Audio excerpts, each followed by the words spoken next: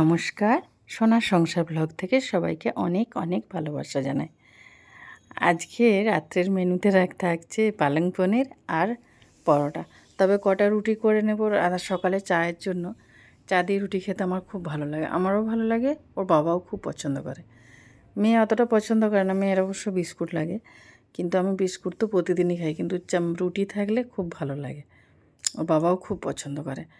আর এই জন্য ওই যে পালং শাকটাকে আগে একটু সেদ্ধ করে নিলাম, দিয়ে বরফ জলে ডুবিয়ে রেখেছি।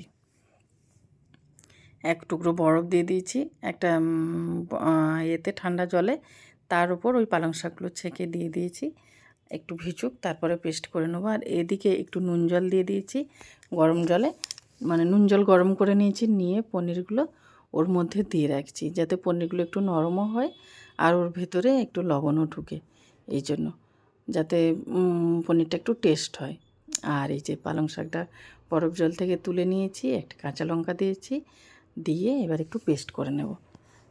তো আমার হচ্ছে মিক্সি রাখা সেভাবে এখানে পজিশন নেই, জানেন এত অসুবিধা হচ্ছে। মিক্সিটা পয়েন্ট যেখানে আছে সেখানে আছে ইন্ডাকশান ওভেন, আর এদিকে পয়েন্ট নেই, ফ্রিজের পয়েন্ট আছে। এই জন্য কী করেছি, ওই ওয়াশিং মেশিনের উপর রেখে মিক্সিটা পেস্ট করি যখন যা প্রয়োজন হয়। এত রান্নাঘরটা সেরকম ভালো পজিশন নেই, মানে সেরকম প্ল্যানিং করে রান্নাঘরটা করা নেই। আর এই যে ফ্রিজ থেকে আদা রসুন পেস্ট আর বাটারটা নিয়ে চলে আসলাম। আমি এক সপ্তাহের প্রায় ছুটির বাদ দেখে আদা রসুনের পেস্ট করে একবারে রেখে দিই, কারণ ওটা করা থাকলে মনে হয় যেন আমার তাড়াতাড়ি রান্না হয়ে যায়। ওটার জন্য আবার সেই একটু একটু করে থেতো করা রান্না করা, এই জন্য ওটা আগের থেকে বানিয়ে ফ্রিজে রেখে দিই এক সপ্তাহের জন্য। এদিকে ময়দাটা মেখে নিচ্ছি, লবণ দিয়েছি, একটু চিনি দিয়েছি, আর এই যে সাদা তেল দিচ্ছি ময়ানের জন্য, একটু মাখিয়ে রেখে দিই, দিয়ে পরোটা করব আর 2-4টে হয়তো রুটি করব। গরম জল করে নিয়েছি, এটা যেহেতু আটার নয় ময়দার, এই জন্য ফুটন্ত জলটা দিয়ে মাখতে হয়, তাহলে কি হয় রুটিটা খুব নরম হয়। আর নাহলে তো ময়দার রুটি খুব শক্ত হয়ে যায়। এভাবে বানিয়ে দেখবেন। আর এই যে কড়াতে তেল দিয়ে দিয়েছি, গোটা জিরে, শুকনো লঙ্কা, তেজপাতা ফোড়ন দিয়েছি। কড়াটা একটু হেলে গেছিলো, এই জন্য একটু সোজা করে নিই, দাঁড়ান। আর এই যে একটু লবণ দিলাম, পেঁয়াজ দিয়েছি যাতে পেঁয়াজটা ভালো ভাজা হয়, একটু রসুনও দিয়ে দিলাম 1 চামচ, আর একটু লবণ দিলাম আদা দেওয়ার আগে। আদাটা দিলে, লবণটা দিলে আদাটা ছিটকায় না তেলটা, আর না হলে কি প্রচুর ছিটকে লাগে। আর একটু জিরে গুঁড়ো, হলুদ গুঁড়ো, ধনে গুঁড়ো আর লঙ্কার গুঁড়ো একটু দিয়ে মশলাটা কষিয়ে নেব। তারপর মশলাটা কষানোর পর দিয়ে দেবো এই যে পালং শাকের যে পেস্টটা করা ছিল ওই পেস্টটা, আর একটু গরম মশলাও দিয়ে দেবো যাতে টেস্টটা খুব ভালো হয়। তো অল্প করে একটু গরম মশলাও দিয়ে দিচ্ছি। এই প্যাকেটটা সেদিনকে মৃণাল এনে দিয়েছিল। আমি এত বড় প্যাকেট কিনি না, কারণ গরম মশলা আমি একটু কমই খাই, ওর বাবা অতটা পছন্দ করে না, এই জন্য কম ছোটো প্যাকেট কেনা হয়।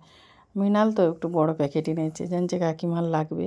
আর এই যে পনিরটা দিয়ে দিয়েছি কষিয়ে, পালং পনির মোটামুটি রেডি।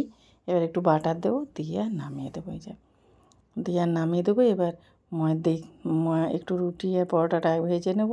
রাত্রিও প্রায় 9:30 হয়ে গেল।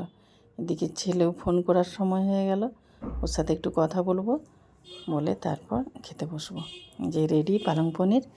আর এই যে গোটা কতক আগে রুটি করে নিই, গোটা কতক মানে 4টে রুটি করব। একটা পুড়িয়ে গেল রুটিটা, কারণ মানু এদিকে পিছন দিক থেকে খুব বদমাইশি করছে, এই জন্য একটা পুড়ে গেল। এটা ভালো হয়েছে। আর এবার পরোটা বানিয়ে নেব। এইদিকে দেখুন, আপনাদেরকে দেখায় কে আমাকে রুটিটা বেলে দিচ্ছে।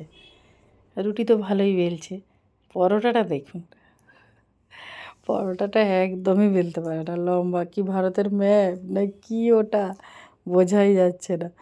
আর সেই নিয়ে ছেলেকেও ফোন করছে একদিকে, আর হাসছি, এই জন্য দেখছেন, এই দেখুন নিজেও হাসছে, কিন্তু আপনাদেরকে আর ভয়েসটা দিলাম না। দেখছেন পরোটা বেলছে ওই যে। তো চলুন আমরা এবার পরোটা বেলা হয়ে গেলে মোটামুটি হয়েই এসছে, এবার খাওয়া দাওয়া করবো। তাহলে ভিডিওটা এখানেই শেষ করছি। আপনারা ভালো থাকবেন, সুস্থ থাকবেন, সাবধানে থাকবেন, আর প্লিজ প্লিজ আমাদের সাথে থাকবেন, পাশে থাকবেন, আর অনেক অনেক ভালোবাসা দেবেন।